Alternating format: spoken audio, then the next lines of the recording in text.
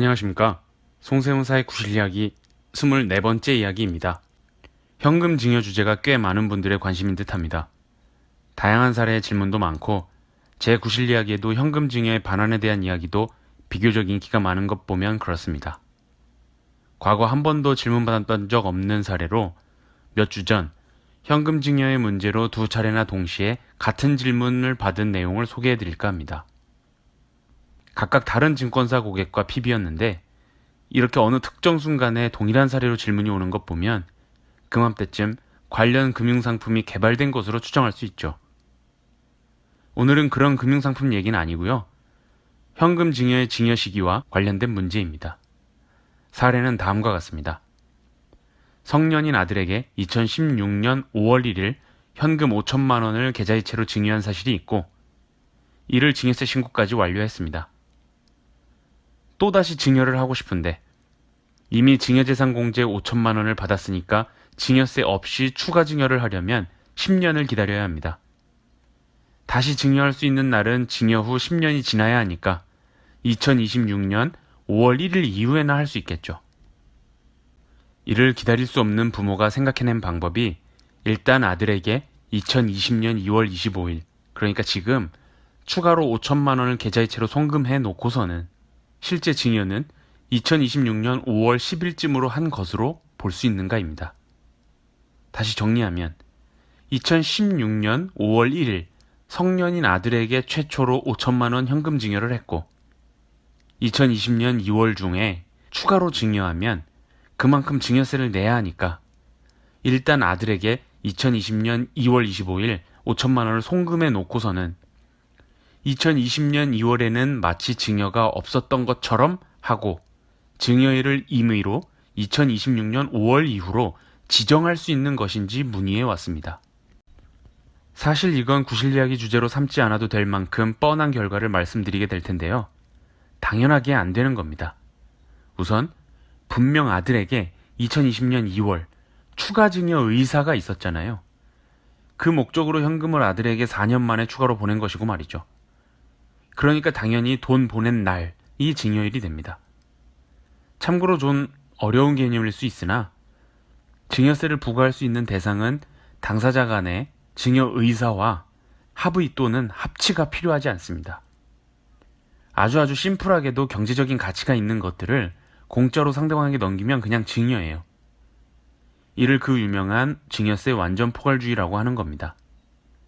하물며 사례에서는 아들에게 증여를 하고자 돈을 보낸 것이니 아들 입장에서는 받은 날이 증여일이 되는 것이고 2020년 2월 25일 추가로 받은 5천만 원에 대해서는 2016년 5월 1일에 받은 5천만 원을 사전 증여로 합산하여 신고해야겠네요. 결과적으로 이번 2020년 2월에 받은 5천만 원에 대해서 10%의 세율을 적용한 500만 원 정도의 세금을 내야 합니다. 제가 두 차례 상담했던 당시 상담 중에 앞선 뻔한 이야기들을 쭉 늘어놓으면서도 머릿속에는 이 사람들이 왜 이런 뻔한 내용을 물어볼까 궁금해했는데 혹시 이 규정을 물어보는 건가 하는 규정이 하나 떠올랐습니다. 상속증여세 집행기준이라고 하는 것이 있는데요. 여기 보면 증여의 목적으로 타인 명의의 예금 계좌를 개설하여 현금을 입금한 경우 그 입금 시기에 증여한 것으로 보는 것이나 단순히 예금 계좌로 예치되는 경우에는 타인이 그 금전을 인출하여 사용한 날에 증여한 것으로 본다. 자, 앞부분을 1이라고 규정하고 뒷부분을 2라고 규정해서 설명해 볼게요. 1. 우선 증여의 목적이 있는 상태로 아들에게 현금을 입금시키면 앞서 설명드린 대로 입금한 날이 증여일이 되는 거예요. 사례에서 2016년에 증여가 한 번 있었고 2020년 지금 추가로 현금을 송금하는 것은 증여의 목적이 있으니까 2020년 2월 추가로 현금을 송금한 날이 증여일이 되는 것이어서 2016년 증여와 합산해야 합니다. 그러나 2를 보면요. 법이란 게 참 재미있는데 단순하게 그냥 아들의 예금 계좌에 보내기만 하면 그건 증여가 아니고 아들이 돈을 빼서 쓰는 날이 증여라는 겁니다. 사례에서 아들에게 2016년 5월 1일 증여를 한번 한 후 2020년 2월 1일 추가로 현금 5천만 원을 보냈으나 아들이 이를 전혀 사용하지 않고 그대로 두고 2026년 5월 1일 이후에 사용하면 그날이 증여일이 되는 거니까 증여세를 부담하지 않는다는 것입니다. 이렇게만 보면 증여세 피하기 참 쉽습니다. 그러나 중요한 문제점이 있습니다. 1을 보면 증여의 목적으로 라고 했는데 그렇다면 과연 증여의 목적이 없이 이체, 했음을 도대체 어떻게 입증할까요? 이것은 2번의 내용을 입증하면서 가능한데 증여의 목적이 없다는 것은 즉 현금을 단순히 이체만 받고 받은 사람이 전혀 사용하지 않아야 하는 것입니다. 이 집행기준 규정을 본 사람들이 제게 상담을 요청했는지는 모르겠으나 제가 상담 말미에 이런 내용을 설명하니까 고객이 되묻기를 그럼 이체만 해놓고 그 돈을 쓰지 않으면 되니까 금융상품에만 가입해서 운용하다가 2026년 될 때까지 기다리면 되는 것 아니에요? 합니다. 바로 이렇게 생각하는 분들 때문에 집행기준이 저렇게 빠져나갈 구멍 없이 촘촘하게 짜놓은 것이 되겠죠. 단순히 현금이 이체되고 예치해 두는 것은 그야말로 그냥 그대로 두는 것을 말해요. 받은 사람이 그 돈으로 적금이라든가 펀드, 주식, ELS 같은 것을 가입하면 안 됩니다. 증권사 계좌에 현금 5천만 원이 입금된 후 예수금 상태로 그대로 둬야지 만약 자동으로 RP 같은 것을 가입해서 일마다 이자가 생겨 그 원금에 수익이 붙으면 그건 인출하여 사용한 것으로 볼 가능성이 있습니다.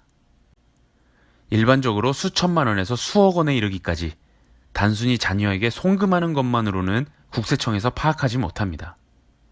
그러니까 현금 증여의 사실은 그 자체만 놓고 보면 파악하기 어렵다는 것이죠. 현금 증여 자체만을 국세청이 알기는 어렵지만 향후 아주 손쉽게 자녀에게 현금으로 증여한 사실을 파악하는 방법은 그 자녀가 증여세가 신고되지 않은 현금으로 다른 무언가를 취득할 때 국세청이 곧바로 파악해버립니다. 부동산이나 주식, 다른 금융재산 등을 취득하면 이건 국세청이 파악 가능하니까 그 자녀에게 묻는 것이죠. 너 이런 거 샀는데 돈 어디서 나서 샀어?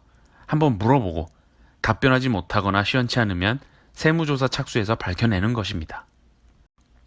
이런 이야기를 오늘의 주제와 접목해보면 현금을 딸이나 아들에게 이체시켜 놓고서는 이를 받은 자녀들이 사용하지 않고 그대로 두기가 오히려 더 어렵기 때문에 원칙적으로 현금을 송금한 날이 증여일이 되는 것입니다. 그리고 다른 측면으로 말하자면 자녀에게 돈을 보내주는 건 자녀가 그 자금으로 무언가를 취득하거나 어딘가 쓰도록 하기 위함인데 자녀에게 돈을 보내주고 아무것도 하지 않으려면 그냥 부모들 통장에 두지 뭐하러 보내겠습니까? 여러모로 현금을 이체한 후 예외 규정을 근거로 하여 증여 시기를 임의로 하는 것은 불가능합니다. 저희 사무실에 증여세 신고 대행으로 오는 현금의 이체건에 대해서 10건 중 10건 전부가 현금 이체일을 증여일로 해서 신고합니다. 이것만 보더라도 현실은 어떤가 설명이 되겠죠. 절세 방법은 어렵고 복잡한 곳에서 찾는 것이지 누구나 그럴 법한 곳에서 찾다가는 국세청으로부터 시달릴 가능성이 100%입니다. 그러니까 모두가 가는 길은 그 이유가 있는 것으로 생각하고 현금의 증여 같은 것은 신중하시면 좋겠습니다. 이상으로 송세무사의 구실 이야기 24번째 이야기를 마치겠습니다. 감사합니다.